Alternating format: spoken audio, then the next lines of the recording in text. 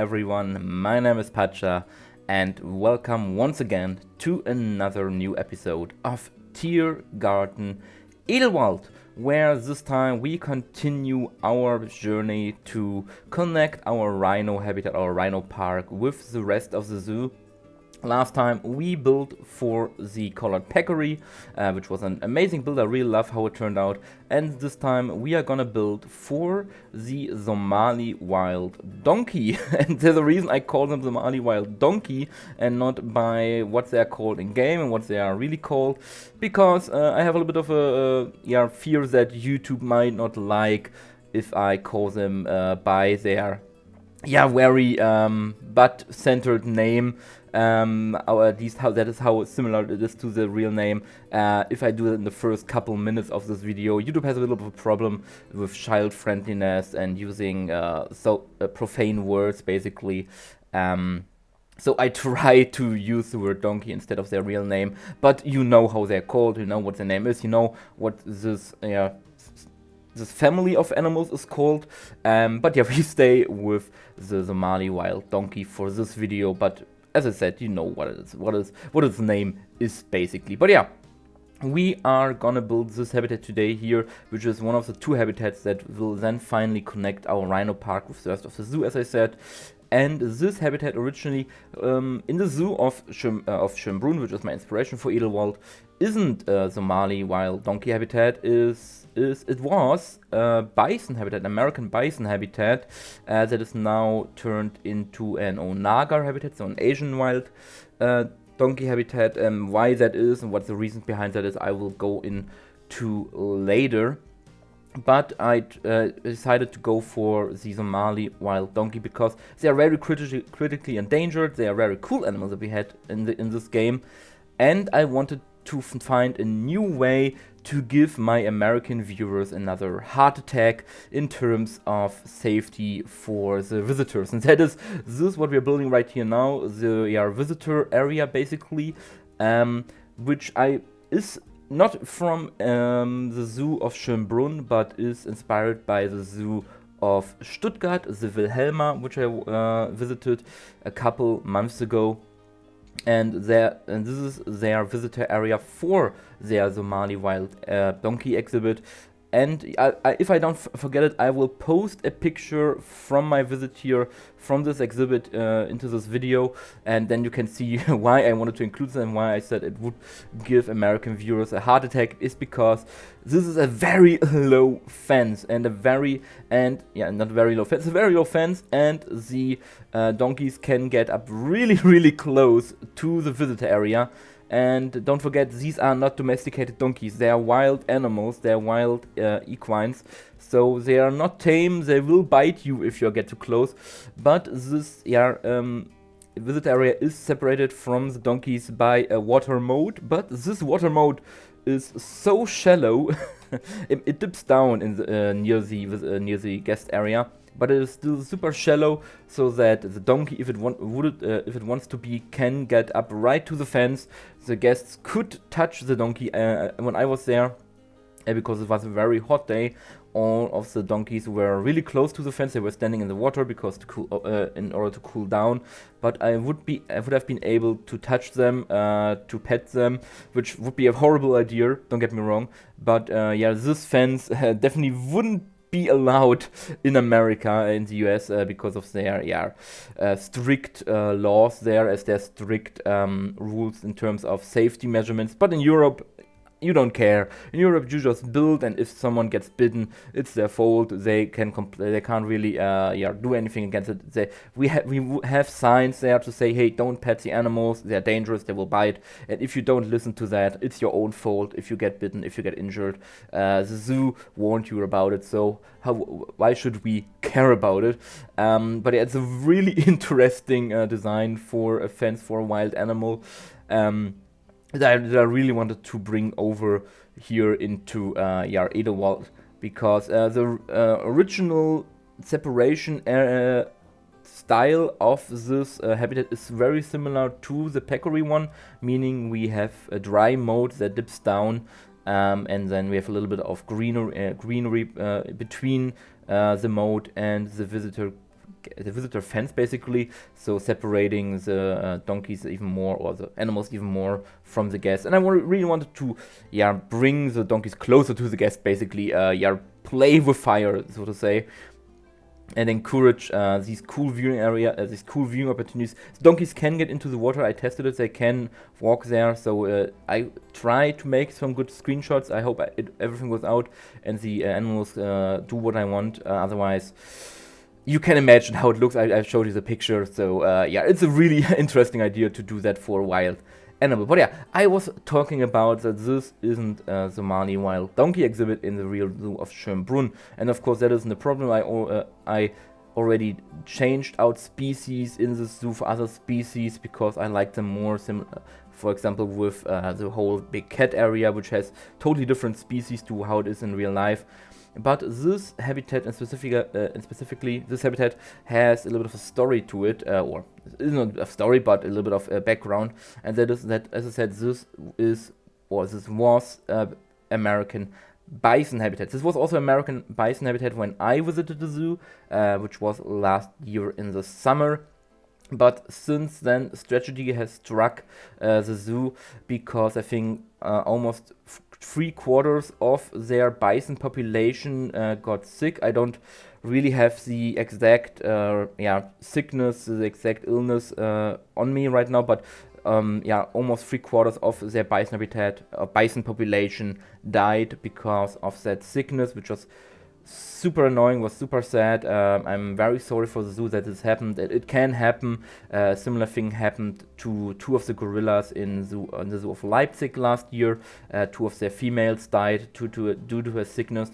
It's something that you can't really control. It sometimes happens when outside illnesses come in. It's an open zoo, so illnesses can come in and you can't really prepare against it.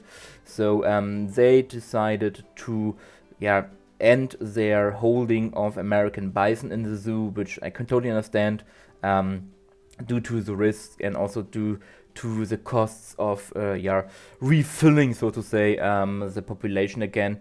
And they decide now, as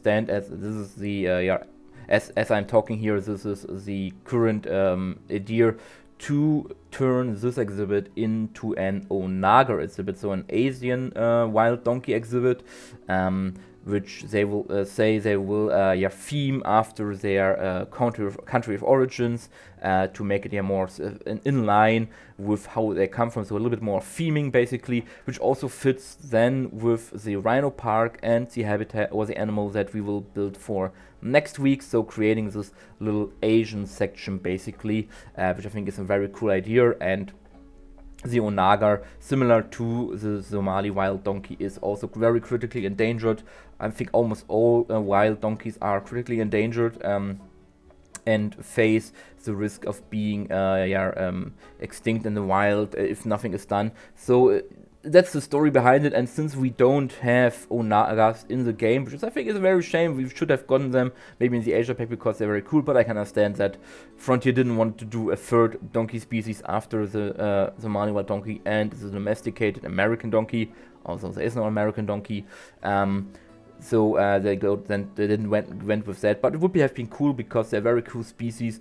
But this now gives us the opportunity to build for the Somali wild donkey here instead of the onager, and there's a similar story behind it. So they are very similar animals. So I think this theme of featuring this donkey species still holds on. And since the Somali wild donkey is also super critically endangered, I think I read up on this before this recording. I think there are only around 600 specimens living in the wild right now, which is super low for a healthy breeding population, and around 200 specimens are in captivity worldwide. As I saw them in Berlin, both Berlin zoos, and I saw them in Stuttgart. And as I said, they are classified as critically endangered, meaning they have an extremely high risk of going extinct in the wild if we don't do anything against it. Of course, my main problems of that are habitat loss, but also hunting, of course, and pollution, stuff like that. So all the typical reasons why these animals face such hard times in the wild, and why it's so important that we have zoos that work against it, that establish healthy breeding populations and try to increase their numbers again. But back to the build, we are here now building one of the 2 backstage buildings. Yes, this building has 2, probably stems from the times of it being a bison habitat. I mean, this could also be the reason in our zoo here that this was a bison habitat, but then due to some horrible events, we had to switch to a different species. And this was probably their male, or the stable for their male bison, so for the bull, which they have to separate, of course, when they are not breeding. So they have this separate backstage building for them to hold them, so they don't have to transfer them over from the separation area back to the main area for the night and then back over again.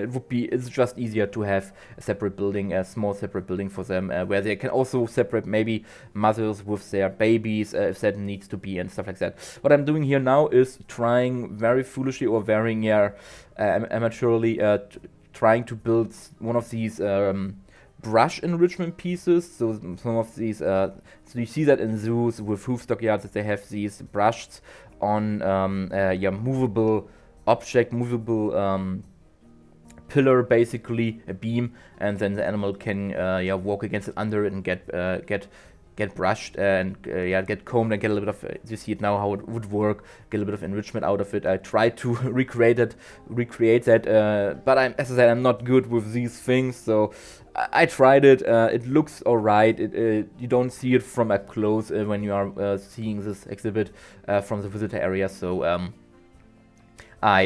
it serves its purpose, and I think that is well enough. And a similar thing is now we are building the second backstage, the main backstage building, that they are very similar to the Peccary one, meaning that all of these areas probably have been built around the same time with the same style.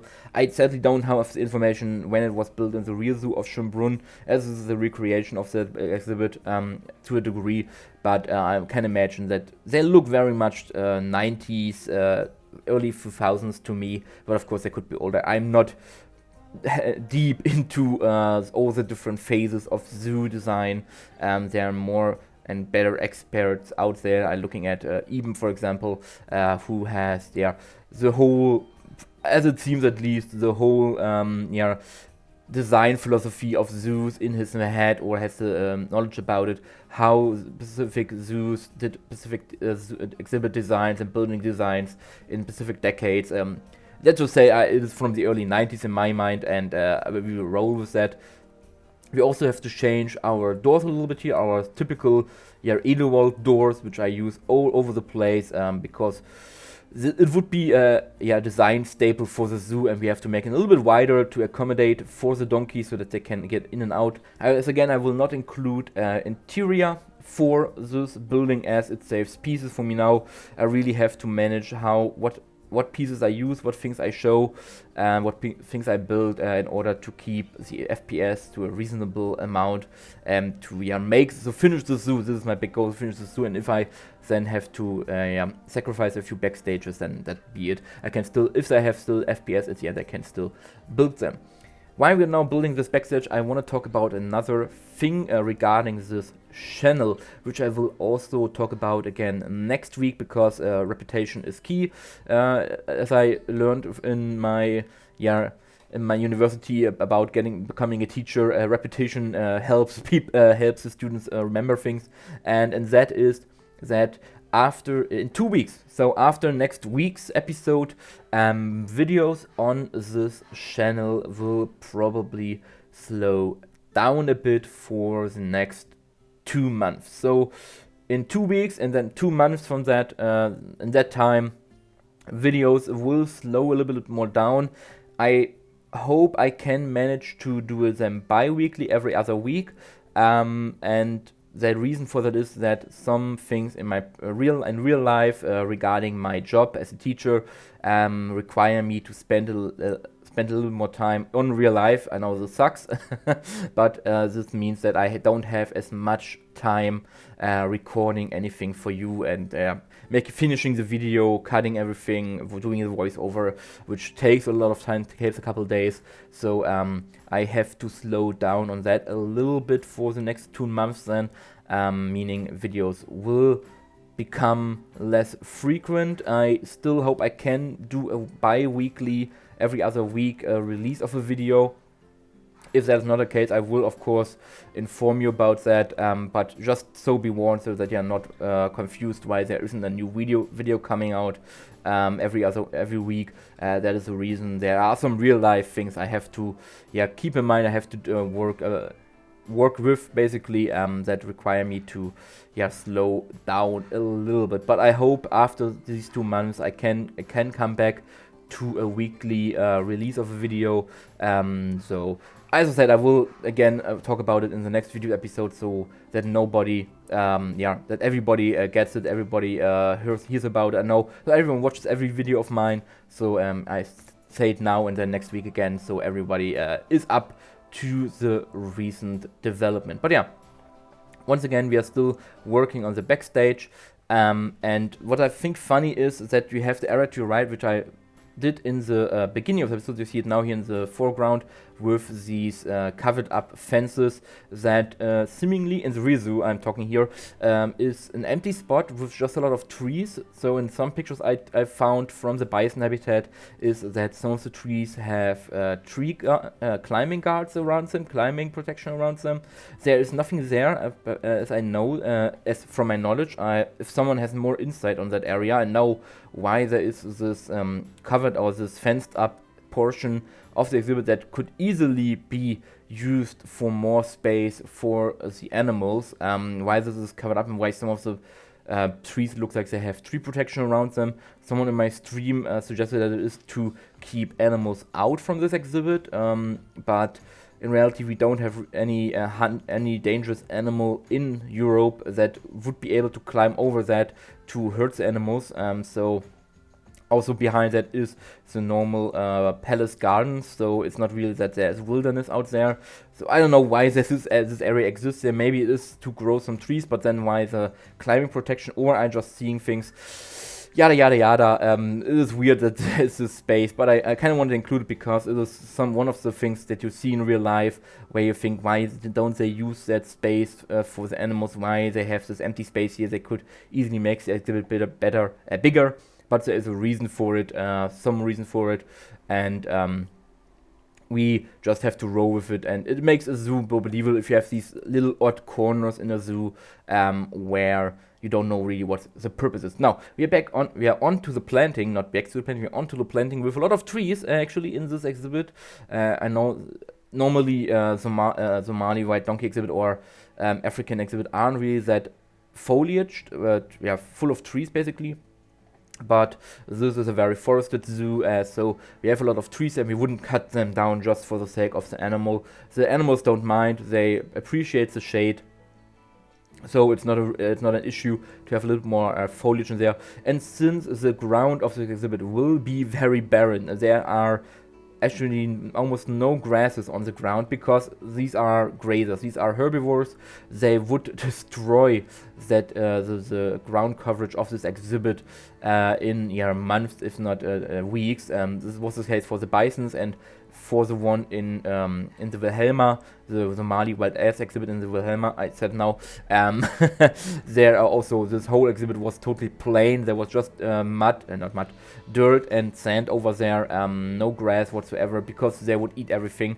So having more trees in here gives still a little bit of greenery while leaving the ground pretty much uncovered.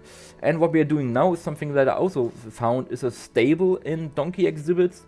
Or in any horse equine exhibit, and this is having a sand pit, a little bit beautified with these logs basically, but having a sand pit is I think very crucial for equines and a lot of other herbivores, ungulates, because they use the sand pit, they roll in the sand pit to get rid of insects, to get rid of dirt and things like that. They use it to clean. Basically, it's a sand bath, and it helps them keep a healthy body, basically, to get rid of all the parasites and things like that. So it's something that's very important. Another thing we have here are these tree guards. Now, in my mind, since the donkey wouldn't be such a big danger to the trees, we don't use tree guards in every tree, but some of the tree guards are still from when this was a bison habitat, where we had to protect the trees. So we still have some of the trees guarded in that sense, because it wasn't worth it to take them down. We just kept them. It's also a nice visual feature basically for the exhibit. So some of them are protected, some aren't.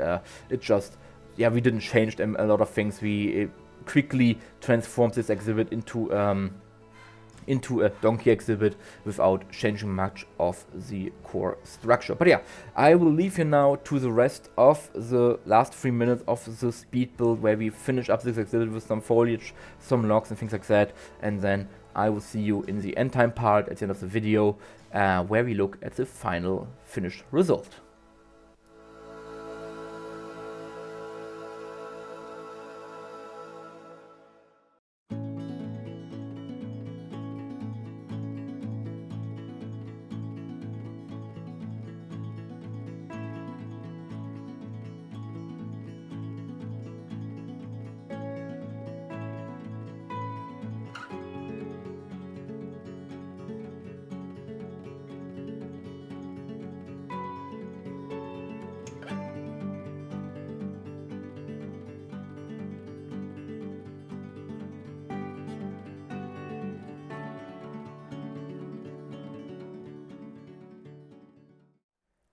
Alright, and now we are in our real-time part, and as always, before we start showcasing our new addition to the zoo over here, we have some naming to do, and we follow up on what we started in the last episode with animals named after state capitals, because our first suggestion comes from Coulouvre, who asked if we could name one of the wallabies, Hobart, after the name of the state capital of Tasmania, and I think we go with this one alrighty, and his name is now Hobart. In the same sense, we have that Aussie bloke again, who suggested we should name one of the other wallabies Brisbane after the name of the state capital of QLD, which stands for Queensland. I did my research this time. So where are the others? This one is already named. This one is not named. So we name this one Brisbane. I really like that idea, because this is something you would see in real zoos, where they have a group of animals that share all similar name ideas based on some theme, or in this case of certain locations from their land of origin. So I really like that idea with the animals all named after state capitals. And we are not stopping there, because Bacon Bit Builder suggested we would name the female coyote Utah, since they are found all over that state in the US. So we shall do that. Where is our female? That is our male. There is our female. And her name, if I can click on her name, hello, is now Utah. She's not feeling very well at the moment, but I think that will be resolved. So her name is now Utah. And then we come to our newest addition to the zoo from last week, the Peccaries, and we have two suggestions. One coming from Lisa Belfast, 89, who asked if we could name one of the baby Peccaries, if we could name the female baby Peccary, if we could name her Piglet, after, of course, the famous character from Winnie the Pooh, which I think is a super adorable name. And then the last one comes from Greyhammer1, who asked if we could name the male Peccary, one of the name Peccaries, Javier, which sounds similar to Javelina or Javelina, which is one of the other names for the Peccaries. And so let's find our male. There's our male.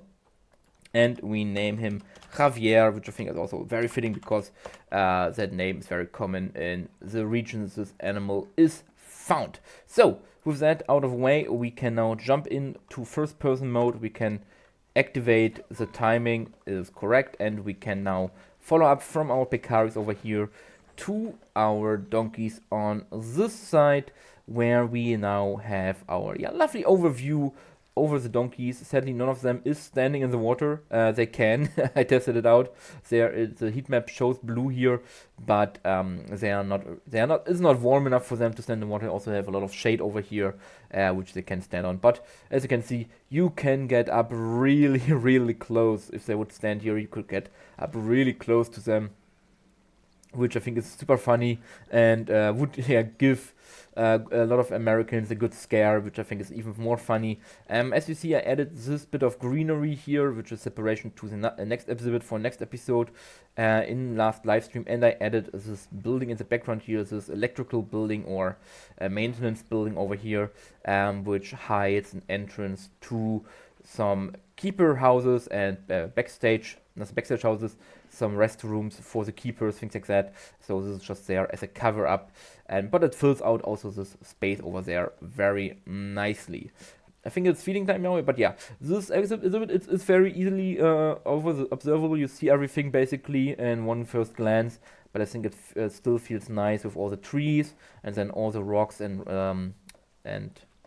branches, that was the word, lying around, giving a little bit of a drier look to the whole exhibit. I think is very nice, fitting for the Somali wild donkey. But yeah, this is already it. A very much a simpler exhibit for this week's episode. Next week will be a little bit more interesting again, I feel like. But for this, it shall be enough. And so I hope you enjoy this episode. I hope I see you in the next one. And then until then, you have a great time. You stay safe and bye bye, everyone.